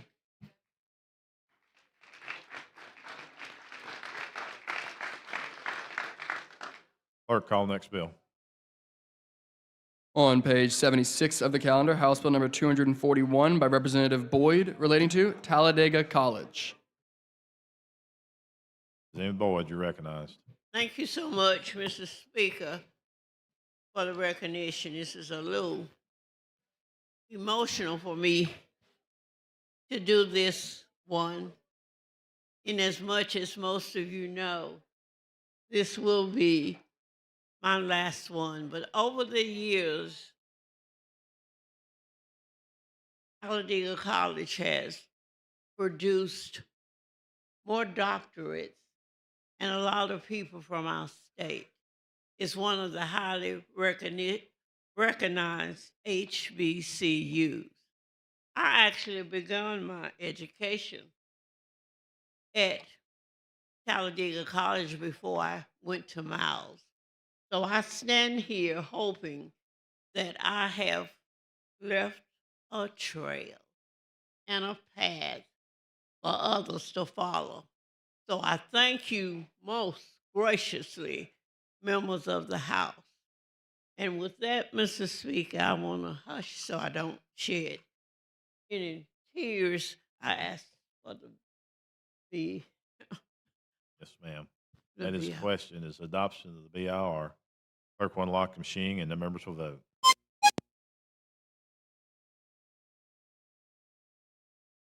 Clerk will lock the machine, record the vote. 105 ayes, 0 nays. BR has been adopted.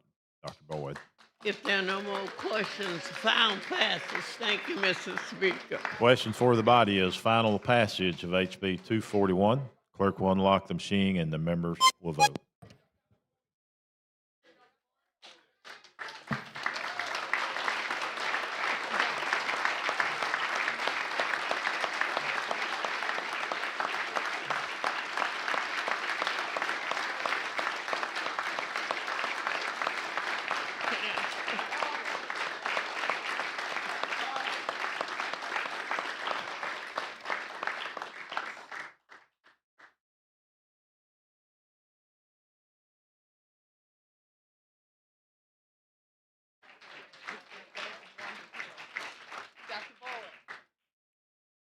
Clerk will lock the machine, record the, we done that?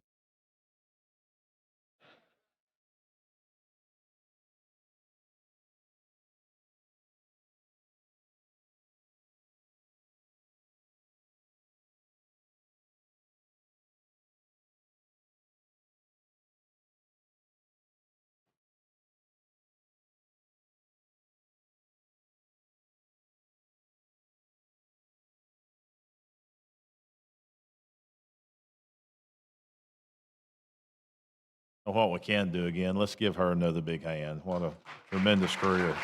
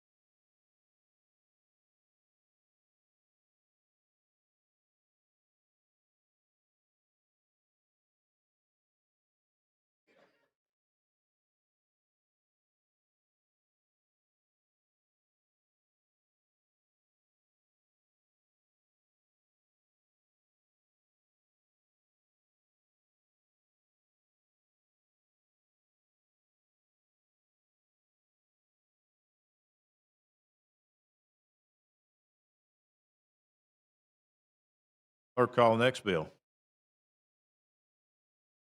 On page 76 of the calendar, House Bill number 242 by Representative Oliver relating to Southern Preparatory Academy.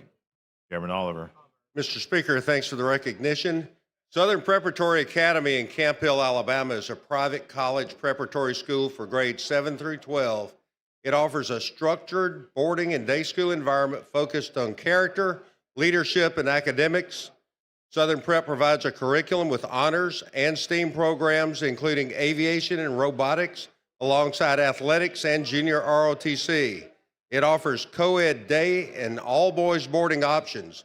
The school was established by Lyman Ward in 1898. With that, Mr. Speaker, I'd ask for the BIR. As questions, adoption of the BIR, clerk will unlock the machine and the members will vote.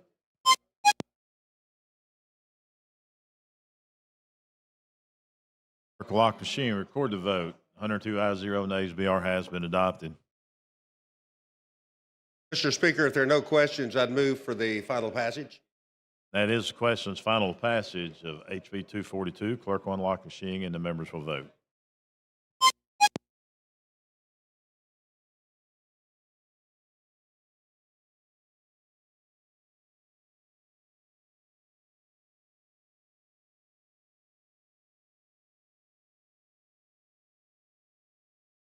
We'll lock the machine, record the vote. 105 yeas, no nays.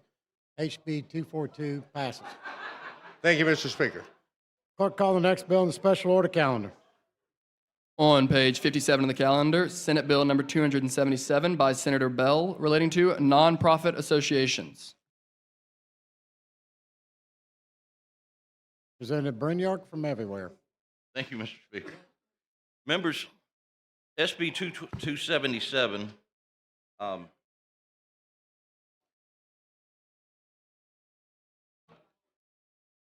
This bill creates a new optional business entity structure for the digital age and is in line with the current bipartisan federal policies bringing the offshore companies back to the states. By passing this legislation, Alabama will be a leader in attracting these companies while ensuring that they are regulated and pay taxes here. Current law relating to nonprofit associations was written to accommodate homeowners associations and churches at a time when crypto could have never been imagined. This bill narrows and tailors the existing law to fit these digital currency companies and give them operational flexibility that they require and a way to pay taxes and not avoid them. This legislation merely creates a new, and with that, I'd call for the BIR. Question for the body's adoption of the BIR. The clerk will unlock the machine. The members will vote.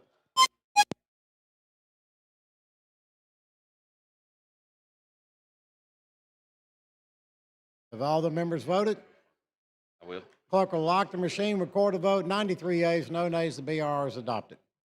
If there are no questions, I'd ask for final passage. Chair recognizes Representative Hall of Madison.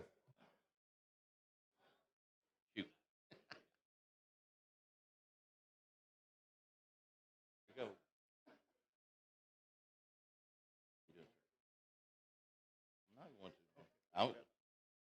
Thank you. Hey, Miss You're Hall. not going to what? Ma'am? No. Oh, he said don't filibuster your own bill. Oh, well, that part. You're right. I'm not here to filibuster either, but I really am trying to make sure I truly understand what we're doing. Now, a couple of days ago, we had something to do with cryptocurrency. Yes, ma'am. That was not this. This Yeah, is I understand. So tell me, what is the difference in, we were setting up Yes, a ma'am. process by which we would be able, the state of Alabama would be in place for the cryptocurrency, whatever movement that is, right? Yes, ma'am. And so this nonprofit association, give me an example of what you're talking about.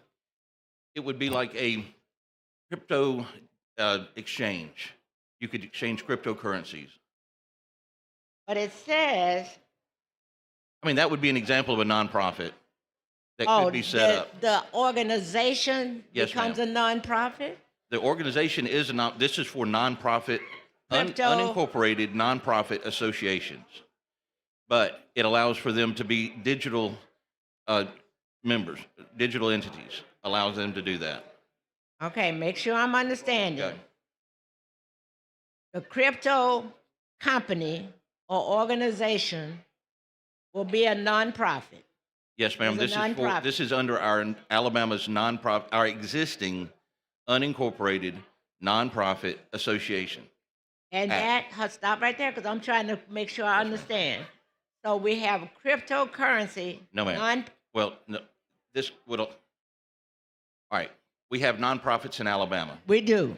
and they are governed by the Unincorporated Nonprofit Association Act. But that does not allow for the flexibility that they would have to have if it was going to be a digital entity. So our current code allows for these entities in a traditional brick and mortar setting.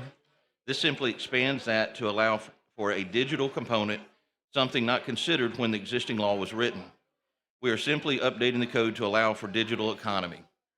Now, just so you know, federally, our entire Alabama delegation, bipartisan, they all voted for this on the federal level for the Clarity Act and for the. Let me say this. Yes, ma'am. I understand. I'm not here to filibuster. I'm just Okay. trying to make sure I'm clear. We have a law in Alabama that deals with that allows for nonprofits. Yes, ma'am. Okay. Under our present law that allows for nonprofit, it does not include digital, whatever, what do we call, what's the term? The digital market. Allowing for a digital component. Right, so it doesn't include the digital market. And because of that, we want to make sure that the digital market is included under the nonprofit Yes, ma'am. statute. We are adding that to Why? our code Why? because these are growing entities. These are currently businesses that have to be offshore. And now Wyoming passed a law allowing these DUNAs, as they call it, to be out there, and it's growing. It's a growing. Did I entity. just read that Wyoming is the other one other state? If Alabama does it, we Be the second state to do it. okay. All right, go ahead. And this is something I spoke with Senator Tubersville's office this morning, and this is something he's very supportive of. I mean, I know. you didn't have to tell me that part. Okay. Because that was not. Uh, I was really trying to help you out. Well, I appreciate that. I mean, seriously, did you have to? I mean, why would you treat me like that? That is so unfair. I'm sorry. I'm sorry. I mean, I thought we were buddies. We at are some buddies. point, You were at my wedding. I know. And then you come and tell me because somebody else said that I don't imagine. I think if I call, no, I'm not going to say that. But anyway, to make sure. So and I didn't come up here to be opposed to it. I'm trying to make sure I'm clear in terms of my understanding. But it's just interesting to me that this becomes nonprofit. Do you know how much? I don't know anything about cryptocurrency I don't either. and digital, all of that, but and how it's moving and how I would use it. Yes. But it does concern me. It seems to be millions, billions of dollars, and we're putting it under nonprofits. Yes, ma'am. That part I'm challenged with. The members of the DUNA cannot make a profit. They have to, any profits made for any business that they conduct has to go for the nonprofit purpose. Everything all of that business has to go for a nonprofit purpose? Yes, the owners of the business Right. don't receive dividends, they don't receive any of the profits. But The owners of the cryptocurrency business or the digital business? under a DUNA, because this is for nonprofits. Now, there are other entities that can. Okay, But this okay. is just for, Just for okay. So we're talking only about nonprofit. But Nonprofit. even at that, we are adding this to our Nonprofit Association Act. and I did get all of the information on this, and it It raises is confusing. questions. It is confusing. I'll give you that. And but can you give me any more information? Because it's something I read about decentralizing unincorporated nonprofit association. All right, let me tell you a little explanation. Okay. Digital entities and associations today face structural Mr. barriers. Speaker, I cannot hear. Yes, sir. Digital entities and associations today face structural barriers under Alabama's current law. Many cannot domicile in the state because their governance models, membership structures, and digital operations do not fit within the traditional statutory Do you definition. mind stopping right there? Yes, ma'am. Are you able to give me an example of Yes, what those ma'am. structural barriers would be? Yes, ma'am. This bill would eliminate those gaps by raising the membership threshold for digital associations to at least 100 members. So under this act, you have to have 100 members. Okay. Allowing digital associations to engage in profit-making activities when done to further a nonprofit purpose while still prohibiting income distribution to its members. Okay, so that Okay. makes sense. So you have to have 100 members. at least 100 members 100 members. to benefit from this particular bill. Yes, ma'am. And if you are a member, a company member under this structure, you cannot, as a member, benefit You cannot. and receive nonprofit You status. cannot receive any of its profits. You don't receive like dividends or anything like that. So what do they do? Because they're making so much money, it's not necessary. Is that what would you? I don't I know. mean, does that make sense? Yes, ma'am. They're making profits to Yes. support their nonprofit purpose. So whatever their nonprofit is, they're furthering that purpose. Now, it also provides liability protections for passive token holders.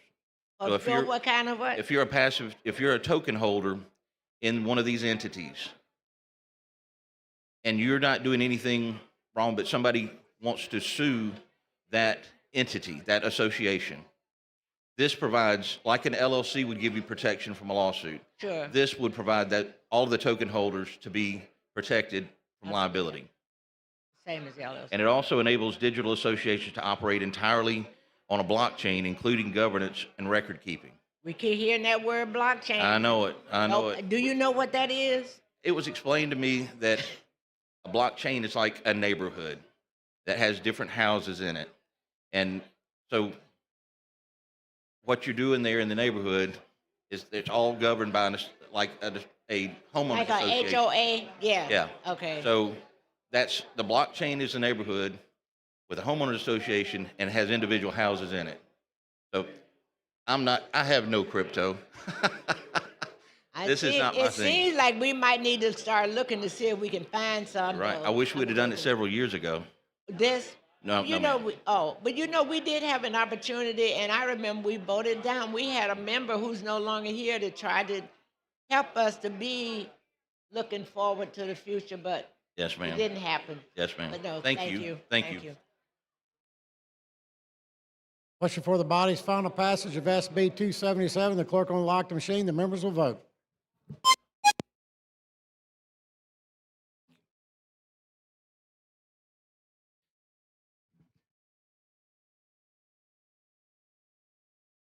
Have all the members voted?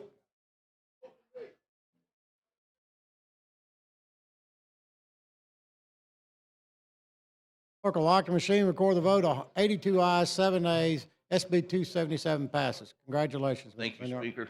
Thank you, members. Shaw, are you serious about that? Shaw wants me to open it up for co-sponsors. It's a Senate bill. Senate bill. Thank you. Sorry. Thank you, Mr. Speaker. All right, ladies and gentlemen, the clerk will call the first bill in the basket. Message from the Senate. Mr. Speaker, the Senate has amended as therein shown and as amended has passed the following House bill and returned same herewith to the House of Representatives. House Bill number 138 relating to the state employees retirement system. Signed, Patrick Harris, Secretary. Chair recognizes Representative Pascal. Mr. Speaker, thank you. Members, HB 138, it passed the House, which allow state retirees to return back as bus drivers and continue to receive their retirement. The Senate substitute added additional exceptions by adding retired professionals such as law enforcement and assistant DAs. So they just expanded the scope of state retirees coming back in our professional field. So with that, Mr. Speaker, I move for the House to concur with the Senate substitute. You've heard the gentleman motion to concur. Clerk will unlock the machine. The members will vote.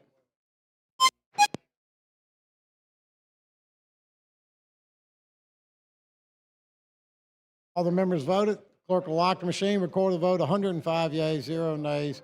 HB 138 is concurred with. Thank you. Clerk, pull the next bill out of the basket. Message from the Senate. Mr. Speaker, the Senate has amended as therein shown and as amended has passed the following House bill and returned same herewith to the House of Representatives. House Bill number 308, signed Patrick Harris, Secretary. Chair recognizes Representative Shary. Thank you, Mr. Speaker. Members, this is a local bill where we passed the senior homestead exemption. The amendment simply raises the $12,000 limit that we passed in like 78 up to $50,000. And it's just an addition. All the rest of the bill remains the same. And I move to concur. For the body is to concur with HB 308. The clerk will unlock the machine. The members will vote.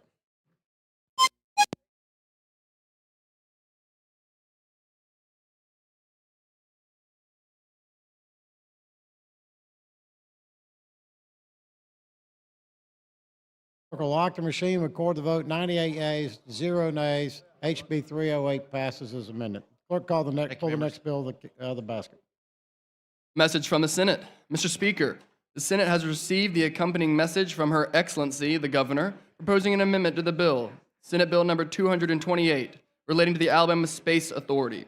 Said Correct. Governor's message being in words and figures as follows, to wit.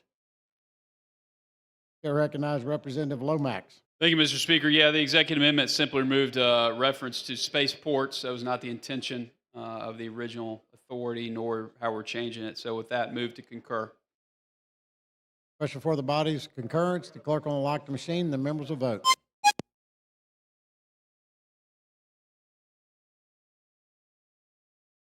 Clerk will lock the machine, record the vote. 103 yeas, no nays. The SB 228 passes. Clerk, call the next bill out of the basket. Message from the Senate. Mr. Speaker, the Senate has amended as therein shown and as amended has passed the following House bill and returned same herewith to the House of Representatives. House Bill number 110 relating to driver licenses, signed Patrick Harris, Secretary. I recognize Representative Tillman. Thank you, Mr. Speaker. Members, HB 110 dealt with our digital driver license. And the changes that were made on the Senate floor was to allow Aaliyah to charge up to $15 instead of a flat fee of $15, as well as allow Aaliyah to create reasonable industry security standards, and any funding that is collected from the digital driver license will be placed in the Public Safety Fund in the State Treasury. I move to concur with the Speaker. Question, Chair recognizes Representative Gavan of Jefferson.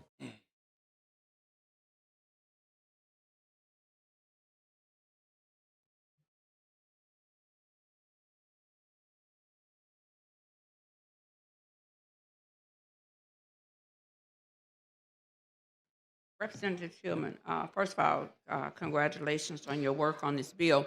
One of the things that I heard you just say was the industry standards, and I know you and I had a conversation about industry standards because it varies, especially like with banking, things of that nature. And so with some of those things taken into Yes, consideration, it allows Aaliyah to address all of those standards, allows Aaliyah to what now? to address the reasonable industry. Okay, I appreciate it, and thank you. You know, I don't know if just my input, but I figured they would have some concerns, and so I'm glad that that was addressed because I thought this was a good bill. So thank you for your willingness to listen with regards to those issues. And yeah, now if Aaliyah could help me with my domestic violence register that we've been trying to get, so hopefully we'll have an opportunity to have a good, robust conversation with my good friends over there, at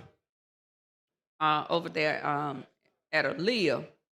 And we've always worked very, very well together, and I'm sure we're going to come up with something to figure out how we can get that fiscal note down below $1 million plus. And hopefully we will with bipartisan support. But with that being said, thank God today for Aaliyah. Thank you. Thank you, Representative. For the bodies to concur with the Senate amendment on HB 110, the clerk will unlock the machine. The members will vote.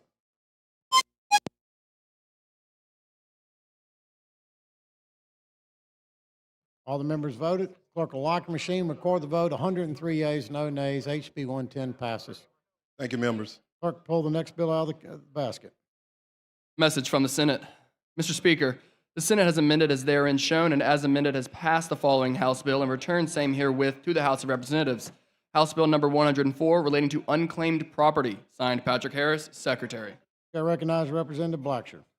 Thank you, Mr. Speaker. A couple changes the Senate made was around some definitions, also added in an annual legislative reporting as far as volumes relating to digital assets. And we also put an exemption around unclaimed properties as it relates to bankruptcy. So with that, I move to concur with the Senate changes.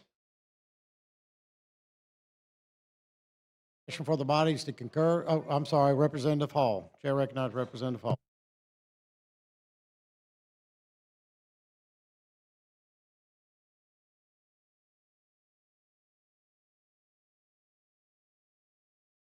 Thank you, Mr. Speaker. The gentleman yield. Yes. What they added definitions? No, we actually clarified for some clients to make sure. We just made some changes to be more clarification. Clear. What were they? I don't have the exact ones in front of me, but there were some around what is unclaimed property as it specifically relates to digital assets. Hold on. Unclaimed properties. So this all relates to unclaimed properties through the Treasury Department. Right. So when it comes in, so currently today, we do not have anything in the statute that relates to digital assets. Okay, so it's more on the digital Yeah, assets side. so it's adding definitions around digital assets. That was one piece of it. And then was also changing some technical things and wordings in there, just clean up. You know, when you all come up here with this technical, that means a whole lot. And you know, I just think we ought to I need to know what those technical, what we're referring to, because sometimes, it doesn't change anything, but Oh, I the technical. understand what you're saying. I So understand. but all of this is related, and I'll ask them to give me Yeah, a all this is related Can I get a to, copy of that? I'm not gonna take up your time to do this. If I can get a copy of right, we'll get a copy. what we for you. have, I'll I get would a copy for you. appreciate it. Mhm. Question for the body is to concur. The clerk will unlock the machine. The members will vote.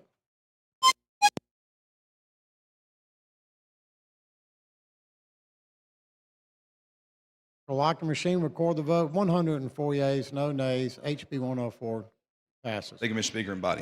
Clerk, pull the next bill out of the basket. Message from the Senate.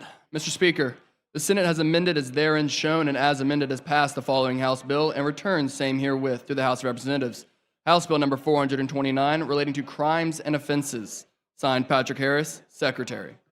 I recognize Representative Rafferty. Thank you for the recognition.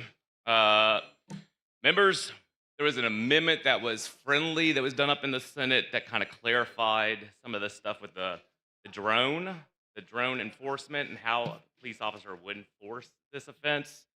And that is what this amendment did. So I'm moved to concur. There's no question.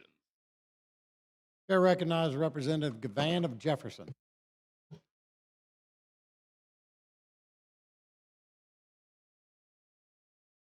Right. Yeah. No. Glad you're here. There's no need to post up on me. Number one, I came because I can't even remember this bill. Yep. So I don't know why when I walk to the microphone, everybody has to post up. This is not the time to post up. I'm just here because I'm trying to get the clarity on your bill. I get it. Absolutely. Yeah, you always bring, fairly decent legislation, but I just can't remember this one. Yes, ma'am.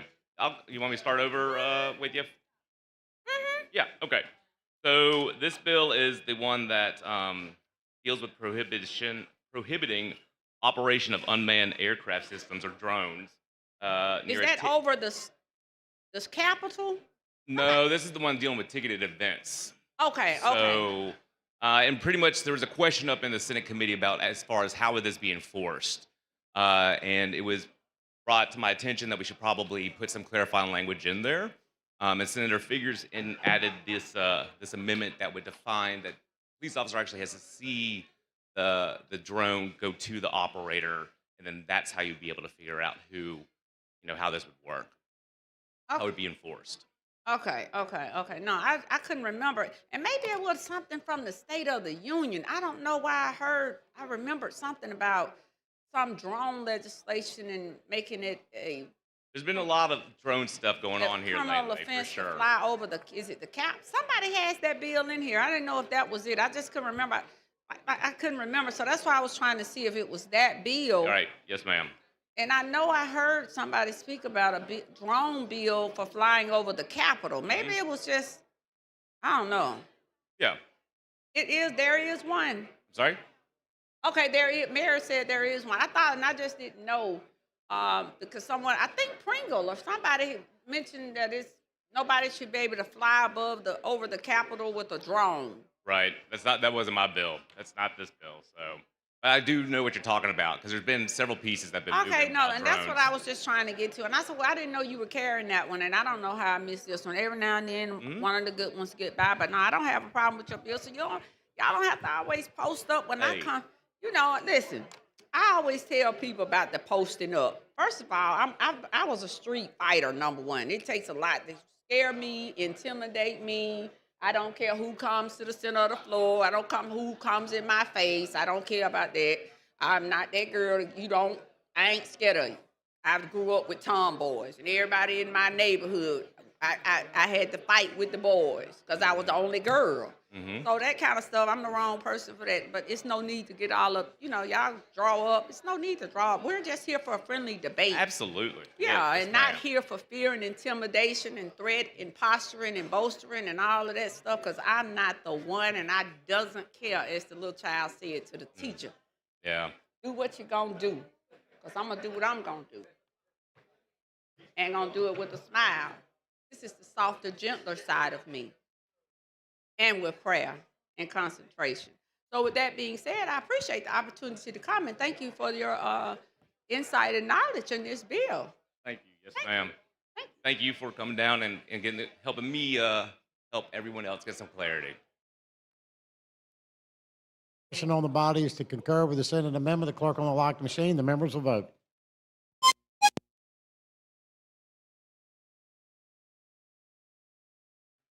Have all the members voted? Clerk will lock the machine, record the vote. 97 yeas, no nays. Amendments concurred with on HB 429. Thank you. Thank you, Mr. Speaker. Thank you, members. Mr. Faulkner, are you ready to take my spot? Ladies and gentlemen, just remember next week will be a 2-day week. 2 days. Mr. Faulkner from Jefferson. Thank you, Mr. Speaker. Reminding everybody we will be back next Tuesday, March 17th at 1 p.m. And with that, Mr. Speaker, I'd move that the House stand adjourned. All in favor say aye. All opposed? Ayes clearly have it.